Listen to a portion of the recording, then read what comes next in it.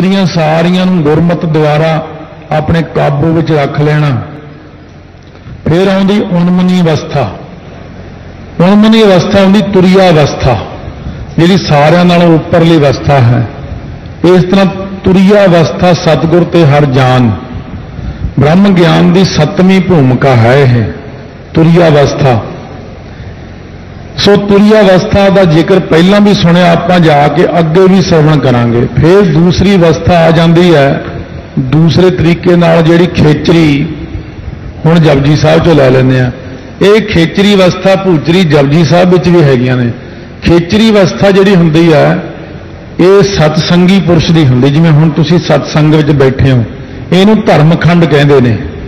जिथे बह के आप धर्म की कमाई करते हैं, धर्म नूं ग्रहण करते हैं, धर्म बारे सुनते हैं, तो धर्म के कामां नूं करदे होए आखदे हैं सतनाम श्री वाहिगुरू,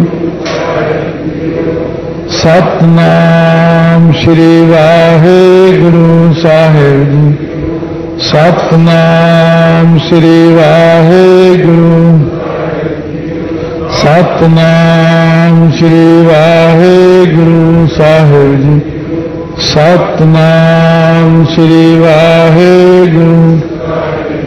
ये हुण धर्मखंड है अपना।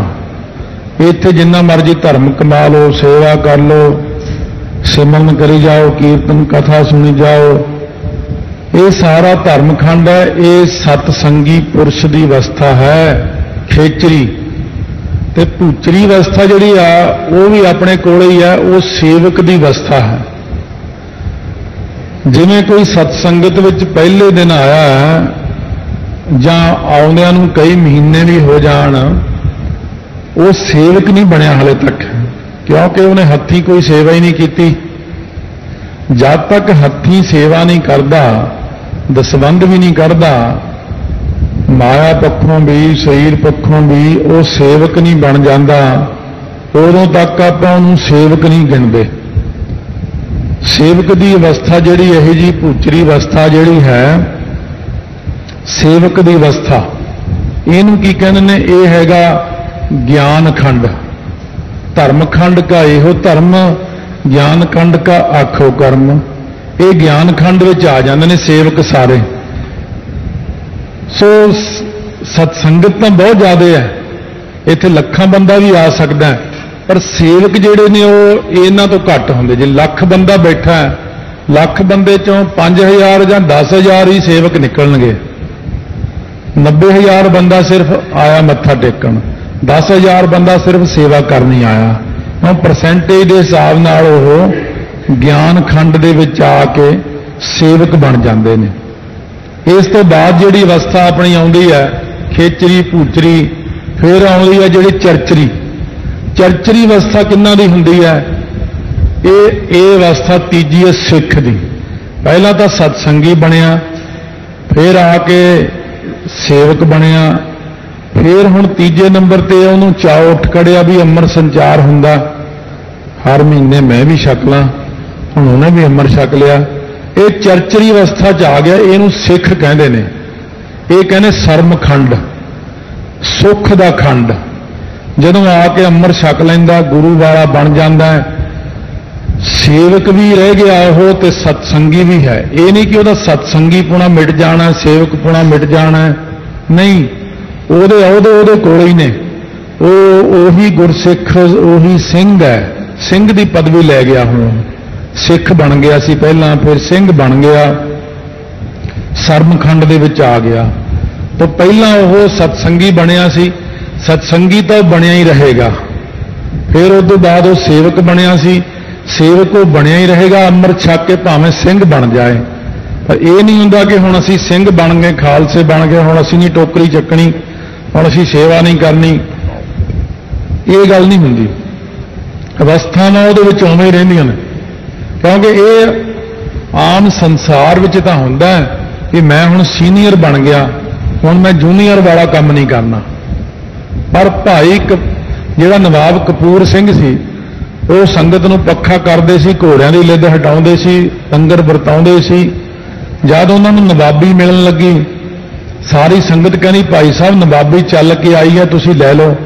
वो रोन लग पे, नवाबी नहीं लैनी मैं, कहते क्यों? कहते फिर तुसी मैनू सारी संगत ने पक्खा नहीं करन देना भी नवाब है, घोड़ियां की लिद नहीं हटाउण देनी, घोड़ियां नूं नवाउणा धवाउणा ते फिर लंगर वरताउणा, जूठे भांडे मांजने। संगत कहती भाई साहब असीं नहीं तुहानूं रोकदे, इत्थे तां बड़े बड़े अकबर वर्गे आके भांडे मांज के गए ने, बड़े बड़े बादशाह भांडे मांजते ने। ये तुसीं नवाबी लैके ये थोड़ी भी सिੱਖੀ हटा देनी अपने विचों। सिख दी अपनी थां है, वो सरमखंड अपनी थां ते है, ते बाकी दे खंड अपनी थां ते, सेवक अपनी थां ते। वो सेवक भी रहेगा। ये पहला हुंदा सीगा बई खत्री ब्राह्मण सूद वैस, इन्हां चारां दे वक्खो वक्खरे कर्म हुंदे सी। खत्री दा जिहड़ा कर्म है छतरी दा जंग लड़ना, ब्राह्मण दा कर्म है विद्या पढ़नी पढ़ाउणी, जग करना जग कराउणा, दान लैना दान दिवाउणा।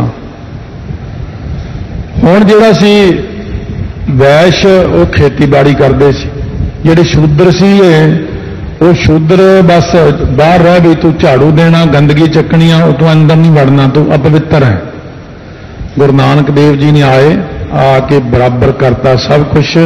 मेरा सिख ब्राह्मण भी है, जदों कथा करदा कीर्तन करदा ज्ञान दे वचन करदा, मेरा सिख वैश भी है, खेतीबाड़ी भी आप ही करेगा। आप ही गुरु नानक देव जी ने करके दिखाती खेती। ये नहीं कहा कि मैं श्रोमणी है, साडी कोल सारिਆਂ नालों वड्डी है, मैं कोई काम ही नहीं करना। फिर छतरी बन के भी 6वें स्वरूप में खंडा खड़का के भी दिखाता, 10वें स्वरूप में भी खंडा खड़काया आप जी ने। फिर शूद्र भी बनाता, बाहर नालियां साफ करनियां ने, आ जोड़े झाड़ने ने, जूठे बर्तन मांजने ने, ये शूद्रपुणा भी आ गया। महाराज कहने असी चार चीज़ां एक थां ही इकट्ठियां करतियां, असी वितकरा नहीं रखिया कि खत्री है ब्राह्मण है शूद है वैश है। ये ਜਿਹੜੇ भेद पाते सी महाराज सच्चे पातशाह कहते ये असी सिख दे विचों खत्म करते हैं। सब चीज़ां बराबर ने, कोई उच्चा नीवा नहीं है, सब एक बराबर है। क्यों सरमखंड दे विच लिया के आपां नूं खड़े करता, इहनूं सिख कहंदे ने। तो उस तो बाद सिख तो बहुत बन गए, अपने च अमर छक के सिंह भी बन गए, पर हले भी इधर उधर भटकते हैं। सन्मुख नहीं बनया है। सन्मुख खंड जिहड़ा उहनूं कर्मखंड नूं सन्मुख खंड कहंदे ने। कर्मखंड बख्शिश दा खंड, अमृत तां छक लिया पर विच विच कदे कदे वडभाग सिंह दे डेरे जा आउंदा, काली देवी दी मत्था टेक आउंदा, गात्रा तां पा लिया इहने, पर हले सन्मुख नहीं बनया। सन्मुख जे को गुर ते बेमुख होवे तो बेमुख बन गया। जे को सिख गुरु सेती सन्मुख होवे तो सन्मुख सिख कोई। जे कोई गुरु के सन्मुख हो जाए सो इस करके वो की करता, फिर वो रात दिन नाम ही जपी जाता। वो सन्मुख सिख जिथे मर्जी चलिया जाए रहेगा ही सन्मुख। भावें उन्होंने किते जाके खड़ा कर दो, उन्होंने एक ही गल याद आनी, धन गुरु ग्रंथ साहब, धन गुरु ग्रंथ साहब। वो जिथे मर्जी चला जाए, क्योंकि वो सन्मुख है, वो बेमुख नहीं है। इस करके सतगुरु महाराज सच्चे पातशाह कहते ने जे कोई सिख सन्मुख हो जाता है, वो रात दिन अंदरों मनो चित्तों हो के नाम जपना शुरू करता है। भगत नामदेव ने बड़ा जोर लाया कि तू राम राम छड़ के अल्लाह अल्लाह कह ला, ना ये हो ही नहीं सकता, क्योंकि भगत नामदेव जी सन्मुख हो गए परमेश्वर के, कर्मखंड में चले गए। ये नहीं हो सकता। जिन्ना मर्जी जोर ला लो, जिवें कोई ब्याही गई सी लड़की उधर सरसे वल, तो वह सीगे दूजे पासे मनन वाले नकली गुरु नूं जिहड़ा उधर सीगा, तो वह कहण लगे भी वो सी अमरधारी। हुण गलती नाल कई बार हो जाते रिश्ते, संजोग विजोग पता ही नहीं लगते कई बारी। वो परिवार सी है जी, वो नकली गुरु कोल लै गए जी, ये ब्याह के लियांदी है नौं आ साडी। वो कहना बेटा समैथों आ करके नामदान लो, मैं गुरु हाँ तुहाडा, मैनूं गुरु धारण करो। कहने बाबा जी गुरु धारण करने वेले की अर्पण करना पैना? कहने तन मन धन सब अर्पण करीदा गुरु नूं। कहने बाबा जी गल यह भी तन तो मेरे पति का, क्योंकि मैं अपने पति नाल विआही गई हाँ, धन साडे कोल है नहीं, असीं गरीब आदमी हैं। रह गया मन, ये जिहड़ा मेरा मन है जे तुहाडे काबू च आउंदा इहनूं कर लो। वो बाबा कहना इहनूं लै जाओ लै जाओ, ये तां सिंह सभीआं दी कुड़ी लगदी आ, ये तो ज्ञानियों की कुड़ी लगती, लै जाओ इन्हों, ये नहीं साडे काबू च आउणी है। वो ये तो मूर्खां नूं ठगदे ने, ਜਿਹੜਾ ਗਿਆਨਵਾਨ ਬੰਦਾ ਉਹਦੇ ਤੇ ਕਾਬੂ ਨਹੀਂ ਪਾ ਸਕਦੇ ਲੋਕ। ਇਸ ਕਰਕੇ ਸਤਿਗੁਰੂ ਮਹਾਰਾਜ ਸੱਚੇ ਪਾਤਸ਼ਾਹ ਕਹਿੰਦੇ ਜਿਹੜਾ ਸਨਮੁਖ ਸਿੱਖ ਹੁੰਦਾ ਉਹ ਸਿੱਧਾ ਹੀ ਸ਼ੇਰ ਵਾਂਗੂ ਜਾਂਦਾ, ਉਹਨੂੰ ਦੂਜਾ ਰਾਹ ਹੀ ਦਿਖਦਾ, ਉਹਨੂੰ ਹਰ ਪਾਸੇ ਆਪਣਾ ਗੁਰੂ ਹੀ ਨਜ਼ਰ ਆਉਂਦਾ, ਉਹਨੂੰ ਕਿਤੇ ਨਹੀਂ ਭਟਕਣਾ, ਕਿਤੇ ਨਹੀਂ ਜਾਣਾ। ਉਹ ਕਹਿੰਦਾ ਮੇਰਾ ਜੋ ਕੁਝ ਹੈ ਗੁਰੂ ਤੇਗ ਬਹਾਦਰ ਸਾਹਿਬ ਹੈ, ਬਸ ਜੋ ਕੁਝ ਹੈ ਮੇਰਾ ਗੁਰਬਾਣੀ ਹੈ। ਇਉਂ ਸਨਮੁਖ ਸਿੱਖ ਹੋ ਜਾਂਦਾ। ਫਿਰ ਆਉਂਦਾ ਗੁਰਮੁਖ ਦੀ ਅਵਸਥਾ, ਅਖੀਰਲੀ ਅਵਸਥਾ ਗੁਰਮੁਖ ਦੀ ਹੈ। ਸੱਚਖੰਡ, ਇਹ ਖੰਡ ਸੱਚ ਦਾ ਖੰਡ ਹੈ। ਜਦੋਂ ਸਨਮੁਖ ਵੀ ਹੋ ਜਾਂਦਾ ਫਿਰ ਗੁਰਮੁਖ ਬਣ ਜਾਂਦਾ। ਗੁਰਮੁਖ ਨਾਮਦਾਨ ਇਸ਼ਨਾਨ, ਗੁਰਮੁਖ ਲਾਗਾ ਸਹਿਜ ਧਿਆਨ। ਫਿਰ ਕਹਿੰਦੇ ਗੁਰਮੁਖ ਰੋਮ ਰੋਮ ਹਰ ਧਿਆਵੈ, ਗੁਰਮੁਖ ਪਵਿੱਤਰ ਪਰਮ ਪਦ ਪਾਵੈ। ਗੁਰਮੁਖ ਦੀ ਅਵਸਥਾ ਦਾ ਜ਼ਿਕਰ ਸਿੱਧਾ ਕੋਲ ਗੁਰੂ ਨਾਨਕ ਦੇਵ ਜੀ ਨੇ ਸਿੱਧ ਗੋਸ਼ਟ ਵਿੱਚ ਬੜਾ ਕੀਤਾ। ਗੁਰਮੁਖਾਂ ਦਾ ਲੱਛਣ ਕਾਫੀ ਜਗ੍ਹਾ ਗੁਰਬਾਣੀ ਦੇ ਵਿੱਚ ਮਹਾਰਾਜ ਨੇ ਕਥਨ ਕੀਤਾ। ਇਹ ਸੱਚਖੰਡ ਦੀ ਅਵਸਥਾ ਆਪਣੀ, ਇਹਨੂੰ ਕਹਿੰਦੇ ਉਨਮਨੀ ਅਵਸਥਾ। ਪਿੱਛੇ ਆਪਾਂ ਸੁਣ ਲੀਆਂ ਅਗੋਚਰੀ ਅਵਸਥਾ, ਪਹਿਲਾਂ ਇਸ ਤੋਂ ਸੁਣ ਲਈ। ਇਹ ਹੁਣ ਉਨਮਨੀ ਅਵਸਥਾ ਜਿਹੜੀ ਸਿੱਧਾਂ ਨੂੰ ਮਿਲੀ ਹੈ ਉਹ ਤਾਂ ਬਹੁਤ ਛੋਟੀ ਹੈ, ਪਰ ਜਿਹੜੀ ਉਹਨਾਂ ਦੀ ਉਨਮਨੀ ਕੀ ਸੀ? ਸਵਾਸਾਂ ਨੂੰ ਦਸਮ ਦੁਆਰ ਵਿੱਚ ਲਿਜਾ ਕੇ ਸਹੰਸਰ ਦਲ ਕਮਲ ਨੂੰ ਦੇਖਣਾ, ਬ੍ਰਹਮ ਦੀ ਲਾਟ ਦੇ ਦਰਸ਼ਨ ਕਰਨੇ, ਫਿਰ ਬ੍ਰਹਮਰੰਦਰ ਨਾੜੀ ਨੂੰ ਫੋੜ ਕੇ ਬ੍ਰਹਮ ਲੋਕ ਵਿੱਚ ਜਾਣਾ। ਬਸ ਇੰਨਾ ਹੀ ਕੰਮ ਹੈ।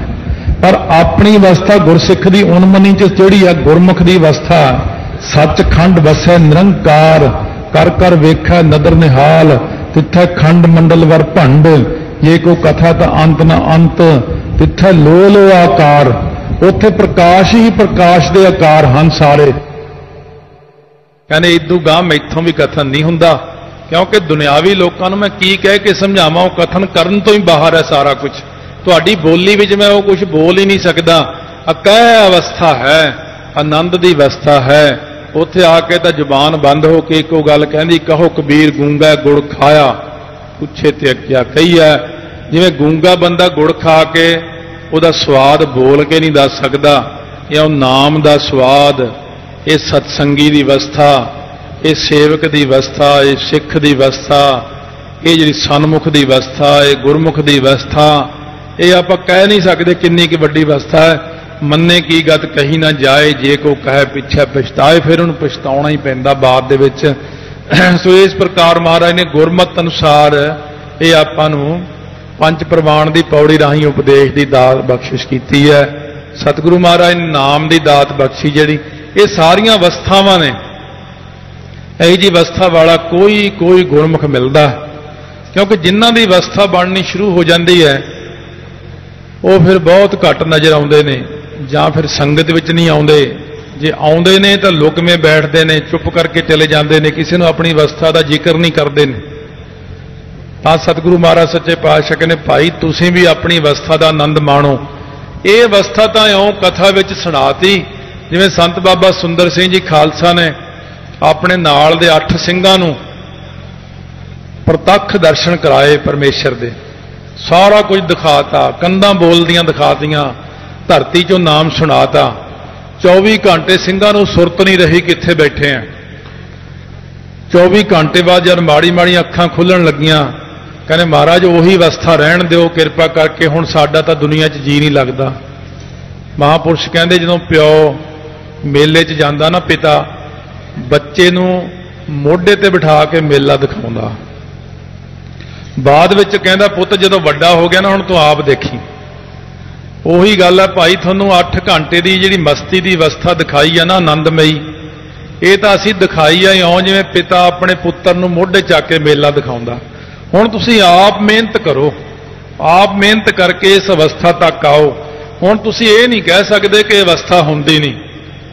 ਉਹਨਾਂ 'ਚੋਂ ਸਿਰਫ ਇੱਕ ਸਿੰਘ ਕਾਮਯਾਬ ਹੋਇਆ, ਇੱਕ ਅੱਧਾ ਉਹ ਫੇਲ ਹੋ ਗਿਆ। ਪੂਰਾ ਤਾਂ ਹੋਇਆ ਸੀ ਥੋੜਾ ਜਿਹਾ, ਪਰ ਰਹਿ ਗਿਆ। ਜਿਹੜਾ ਸਿੰਘ ਕਾਮਯਾਬ ਹੋਇਆ ਸੀ ਉਹਨਾਂ 8 'ਚੋਂ, ਉਹ ਸੀ ਸੰਤ ਗਿਆਨੀ ਗੁਰਬਚਨ ਸਿੰਘ ਜੀ ਖਾਲਸਾ ਮਹਾਂਪੁਰਸ਼। ਉਹ ਕਾਮਯਾਬ ਹੋਏ ਉਹਨਾਂ 8 ਵਿੱਚੋਂ। ਸੋ ਇਸ ਪ੍ਰਕਾਰ ਇਹ ਅਵਸਥਾ ਕਥਾ ਵਿੱਚ ਜਦੋਂ ਆਪਾਂ ਸੁਣਦੇ ਇੰਨੀਆਂ ਅਵਸਥਾਵਾਂ, ਤਾਂ ਇਹ ਤਾਂ ਸਿਰਫ ਇੱਕ ਮੋਢੇ ਚੁੱਕ ਕੇ ਮੇਲਾ ਦਿਖਾਉਣ ਵਾਲੀ ਗੱਲ ਹੈ। ਬਾਕੀ ਤਾਂ ਤੁਸੀਂ ਆਪਣੀ ਮਿਹਨਤ ਕਰਨੀ ਹੈ, ਮਿਹਨਤ ਕਰਕੇ ਇਸ ਅਵਸਥਾ ਤੱਕ ਤੁਸੀਂ ਆਪ ਪਹੁੰਚਣਾ ਹੈ। ਜਿਨ੍ਹਾਂ ਨੇ ਹਿੰਮਤ ਕਰ ਲਈ ਉਹ ਪਹੁੰਚ ਜਾਣਗੇ, ਜਿਹੜੇ ਨਾ ਪਹੁੰਚੇ ਉਹ ਅਗਲੇ ਜਨਮ ਸਹੀ, ਫਿਰ ਉਸ ਤੋਂ ਅਗਲੇ ਜਨਮ ਸਹੀ। सो कोशिश कर लो जे ऐसे जन्म च पहुंच जाइए तो बस यही सारे नालों वड्डी बख्शिश होवेगी कि अब की बार बख्श बंदे को बहुर ना भवजल फेरा। वाहे गुरु वाहे गुरु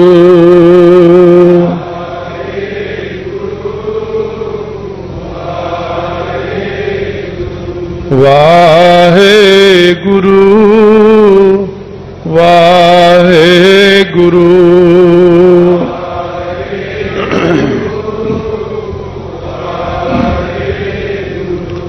वाहे गुरु वाहे गुरु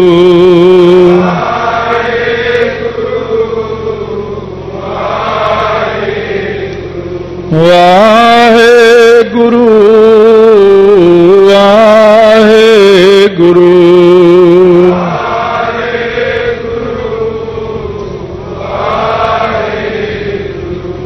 सिद्धा ने बेनती की महाराज आप जी ने तो पूर्ण अंतरजामता है जिहड़ा आपने मारिया सिक्का जगत विच नानक निर्मल पंथ चलाया ये पंथ आपदा किन्ना क वड्डा फैलेगा ये पंथ नूं आप जी किस प्रकार चलाओगे किन्ने स्वरूप धारण करोगे। सो महाराज ने सारी तरतीब सिद्धा नूं दस दित्ती कि 10 स्वरूप धारण करांगे। 10वें रूप विच जाके असीं मर्यादा नूं बदलांगे खंडे बाटे दा अमृत छकावांगे। फिर 11वें थां ते गुरु ग्रंथ साहिब महाराज सच्चे पातशाह स्वरूप प्रकाशमान करांगे मर्यादा नूं रचांगे। इस तरह असीं 5 प्यारे साज के वो साडी ताबिया हो के खंडे बाटे दा अमृत छकाउणगे। सो महाराज कहते ने वो जिहड़े 5 प्यारे होणगे जिन्हां नूं असीं साजांगे वो कैसे होणगे। 5 परवान वो प्रमाणनीक मन्ने परमन्ने गुरसिख होणगे। पहला असीं सारी संगत विचों एक सीस मंगांगे सिख दा। इन्ने हज़ारां दे इकट्ठ विचों लखां दे इकट्ठ विचों आपो अपने अंदाजे सब दे कोई किन्ना इकट्ठ कोई 80,000 का इकट्ठ दसदा कोई किन्ना। सो इस करके महापुरुषा तक ये कहते सी कहते 10 लाख संगत सी उदों 10 लाख संगत विचों एक जाना निकलिया पहला फिर दूजा तीजा चौथा पंजवां यो 5 प्यारे महाराज ने सीस लैके उन्होंने सुरजीत किए। इस प्रकार ये जिहड़े 5 जाणियां ने सिर दिते ने आके ये भी हुण मन्ने परमन्ने जाने आए ने कि 5 प्यारियां दी पदवी थोड़ी जी भगती नाल तां नहीं मिलदी। जे कहिए पिछले जन्म दे विच ये बंदा कोई होर सी जून विच ते भाई दया सिंह इस जन्म विच जून च आए ने बंदे दी उन्हां दी हज़ारां लखां सालां दी तपस्या तो बाद एक 5 प्यारियां विच शामिल होण दा मौका मिलिया। जिवें पातशाह ने आप 4 युग श्री हेमकुंड साहब तपस्या की है फिर 10वें जामे विच आए ने। इस तरह ही जिन्हां दी लखां वर्ष की तपस्या हुंदी है उन्हां नूं 5 प्यारियां दे रूप विच प्रगट कीता। सो जिवें संत बाबा गुरबचन सिंह जी खालसा ने अपने मुखारबिंद तो उचारण किया और लिखिया अपने हथी उन्हां दे वचनां मुताबक क्योंकि असीं उन्हां नूं संपूर्ण ब्रह्म ज्ञान विच मंनदे हां। ऐसा गुरसिख 10वें पातशाह के वचनां नाल जिन्हां दा जन्म होया माई सेवी नूं 10वें पातशाह ने कहा सी तेरे घर च समा पा के एक ब्रह्म ज्ञानी पैदा होवेगा साडा गुरसिख। भाई आलम सिंह जिन्हां ने चमकौर साहब शहीदी दित्ती सी अंतिम समय सब तो बाद च भाई आलम सिंह ही शहीद होए सी। उन्हां नूं ही महाराज ने प्रचार करने वास्ते फिर दोबारा भेजिया सी। सो इस प्रकार बाबा गुरबचन सिंह जी खालसा के रूप में आके सिक्खी का प्रचार किया। ये पिछले कई जन्मों की तपस्या के आधार पर जन्म मिलता अगे। ਇਹ ਨਹੀਂ ਹੁੰਦਾ ਕਿ ਪਿਛਲੇ ਜਨਮ ਵਿੱਚ ਇਹ ਕੁੱਤਾ ਬਿੱਲਾ ਸੀ ਕੋਈ ਜਾਂ ਕੁਛ ਸੀ, ਫਿਰ ਆ ਕੇ ਬੰਦਾ ਬਣ ਗਿਆ, ਝਟਪਟ ਇੱਕਦਮ ਬ੍ਰਹਮ ਗਿਆਨੀ ਬਣ ਗਿਆ। ਐਸਾ ਨਹੀਂ ਹੁੰਦਾ। ਹਜ਼ਾਰਾਂ ਜਨਮਾਂ ਦੀ ਤਪੱਸਿਆ ਤੋਂ ਬਾਅਦ ਕਿਤੇ ਗੁਰੂ ਗ੍ਰੰਥ ਸਾਹਿਬ ਦਾ ਸਿੱਖ ਬਣਦਾ ਜਾ ਕੇ। ਇਹ ਜ਼ਰੂਰ ਨੋਟ ਕਰ ਲਿਓ। ਇਸ ਕਰਕੇ ਲਊ ਜੀ ਦਾ ਅਵਤਾਰ ਭਾਈ ਦਇਆ ਸਿੰਘ ਜੀ ਮੰਨਿਆ ਮਹਾਤਮਾ ਨੇ, ਬ੍ਰਹਮ ਗਿਆਨੀਆਂ ਨੇ। ਇਸੇ ਪ੍ਰਕਾਰ ਧੰਨਾ ਜੀ ਦਾ ਅਵਤਾਰ ਭਾਈ ਧਰਮ ਸਿੰਘ ਨੂੰ ਮੰਨਿਆ, ਧੰਨਾ ਜੱਟ। ਫਿਰ ਚਤੁਰਭੁਜੀ ਫੰਦਕ ਹੋਇਆ, ਫਿਰ ਨਾਮਦੇਵ ਜੀ ਆਏ ਚੌਥੇ ਪਿਆਰੇ। ਇਸੇ ਪ੍ਰਕਾਰ ਸੈਣ ਨਾਈ ਬੁੱਤਕਾਰੀਆ ਭਗਤ ਸੈਣ ਜੀ ਪੰਜਵੇਂ ਪਿਆਰੇ ਦੇ ਰੂਪ ਵਿੱਚ ਆ ਕੇ 10ਵੇਂ ਪਾਤਸ਼ਾਹ ਨਾਲ। ਐਡਾ ਰੁਤਬਾ ਕਿਤੇ ਛੋਟੇ ਜੀ ਚੀਜ਼ ਨੂੰ ਨਹੀਂ ਮਿਲਦਾ, ਛੋਟੇ ਜਿਹੇ ਬੰਦੇ ਨੂੰ ਇੰਨਾ ਵੱਡਾ ਰੁਤਬਾ ਮਿਲ ਨਹੀਂ ਜਾਂਦਾ। ਇਹ ਤਾਂ ਮਹਾਰਾਜ ਸੱਚੇ ਪਾਤਸ਼ਾਹ ਨੇ ਕਿਰਪਾ ਕੀਤੀ ਆ। ਇੰਨੀ ਭਗਤੀ ਤੋਂ ਬਾਅਦ ਜਾ ਕੇ ਇਹਨਾਂ ਨੂੰ ਐਡੇ ਰੁਤਬੇ ਦਿੱਤੇ ਨੇ। ਪ੍ਰਮਾਣਨੀਕ ਮੰਨੇ ਪ੍ਰਮੰਨੇ ਉਹ 5 ਜਾਣੇ ਜਿਹੜੇ ਕਰੋੜਾਂ ਬੰਦਿਆਂ ਵਿੱਚੋਂ ਸਿਰ ਦੇ ਦਿੱਤਾ ਜਿਨ੍ਹਾਂ ਨੇ ਆ ਕੇ, ਕੋਈ ਹੋਰ ਉੱਠ ਕੇ ਨਹੀਂ ਖੜਾ ਹੋਇਆ। ਉਹਨਾਂ ਨੇ ਉਹ ਪ੍ਰਵਾਨ ਹੋਣਗੇ ਗੁਰੂ ਘਰ ਦੇ ਵਿੱਚ। 5 ਪ੍ਰਧਾਨ ਉਹ ਪ੍ਰਧਾਨ ਰੂਪ ਹੋਣਗੇ ਇਸ ਕਰਕੇ ਕਿਉਂਕਿ 5 ਬਾਣੀਆਂ ਦਾ ਨਿਤਨੇਮ ਕਰਨਗੇ। ਉਹ 5 ਬਾਣੀਆਂ 5 ਪਿਆਰੇ ਪੜ੍ਹ ਕੇ ਖੰਡੇ ਬਾਟੇ ਦਾ ਅੰਮ੍ਰਿਤ ਤਿਆਰ ਕਰਦੇ ਨੇ ਤੇ ਆਪ ਵੀ 5 ਬਾਣੀਆਂ ਹਰ ਰੋਜ਼ ਪੜ੍ਹਦੇ ਨੇ। ਮੁੱਖ ਰੂਪ ਵਿੱਚ 5 ਬਾਣੀਆਂ ਹੀ ਗਿਣੀਆਂ ਜਾਂਦੀਆਂ ਨੇ ਤੇ ਰਹਿ ਰਾਸ ਸ਼ਾਮ ਨੂੰ ਤੇ ਕੀਰਤਨ ਸੋਹਲਾ ਰਾਤ ਨੂੰ ਗਿਣਿਆ ਜਾਂਦਾ। ਇਸ ਕਰਕੇ 5 ਬਾਣੀਆਂ ਜਿਹੜੀਆਂ ਜਪਜੀ ਸਾਹਿਬ, ਜਾਪ ਸਾਹਿਬ, ਸਵਈਏ, श्रावक सुध समूह सिधान के देख फिरो घर जोग जति के बेनती चौपई हमरी करो हाथ दर अच्छा पूर्ण होए चित्त की इच्छा ते आनंद साहिब सारा 40 पौड़ियां ये 5 बाणियां दा नितनेम है। संगत भावें सारा कुछ जानती हुंदी पर संगत विच अणजाण भी आ जाते हैं बहुत। कई बारी कई पुछते ने हुण भी क्योंकि हर रोज़ किसी ना किसी ने आउणा ही हुंदा 5 बाणियां किहड़ियां हुंदियां। फिर जदों जदों जिथे जिथे भी कथा सुनदियां ने संगतां कैसटां राहीं भी सुनन लग जाते हैं ये उत्थे तक ही प्रचार पहुँच जाता। जिथे किसी नूं किसी गल का भी पता नहीं हुंदा उत्थे 5 बाणियां दा दसना बड़ा जरूरी है। जपजी साहब ब्रह्म ज्ञान की दात वास्ते, जाप साहब अकाल पुरख नूं नमस्कारां कीतियां तटस्थी लखण है। सवैये जिहड़े ने ये पखंड का खंडन करते हैं, बराग नूं धारण कराउंदे ने ते बेनती चौपाई जिहड़ी है रक्षा वास्ते है। आनंद साहब का पाठ जीवन मुक्ति वास्ते है। रहरास रास के पाठ बिना सचखंड च थां नहीं मिलती है। कीर्तन सोहला जिहड़ा ये पढ़ के सौवें तां जे चढ़ाई कर जे तां जिम्मेवारी महाराज दी है, सचखंड नूं लै जांदे ने। रात नूं रक्षा करदा, बहुती तकलीफ होवे रात नूं कीर्तन सोहले दे 5 पाठ करके सौ जाओ फिर बहुत कृपा हुंदी। जे ज़्यादा ही कई बार कोई संकट आ पैंदा। सो ये चीज़ां सारियां भी प्रैक्टिकली विच ही आउंदियां। 5 जिवें कोई सिंह सी बड़ी चढ़दी कला वाला, बहुत नितनेमी सी, सारा दिन उहदा काम ही नितनेम करना जपजी साहब दे पाठ। वो किते तुरिया जावे रात रस्ते च रात पै गई, पिंड वालियां नूं कहण लग्या मैं इत्थे सौना पई कितों कोई थां दसो। कहंदे साडे तां इत्थे गुरुद्वारा तां है जी बस भी बाकी गुरुद्वारे वाला भाई तो रात नूं रहिंदा भी नहीं, एक कमरा ही है।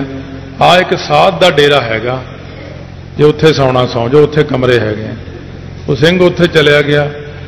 किसी बंदे ने कहता कहने साध के डेरे ना सोयो। कहने क्यों? कहने साध रात नूं मंत्रां दंत्रां दे बल नाल बंदे नूं मार दिंदा। वो सिंह सी बड़ा चढ़दी कला, कहना जे तां ऊं कह दिंदे भी ना सोयो फिर तां ना सौंदा, हुण तां मैं उत्थे ही सौंगा। वो सिंह ने मैनूं ये गल आप सुनाई। एक चीज़ हुंदी ते अखीं देखी पुरानी सुनी, मैनूं सुनाई आ उन्हें ये गल बड़ी वार सुनाई। नाले कहना मैं जाके जो मैनूं साध ने मंजा बिस्तरा देता, मैं कहते सने केसी इशनान किया पहला खूह ते इशनान करके जो मंजे ते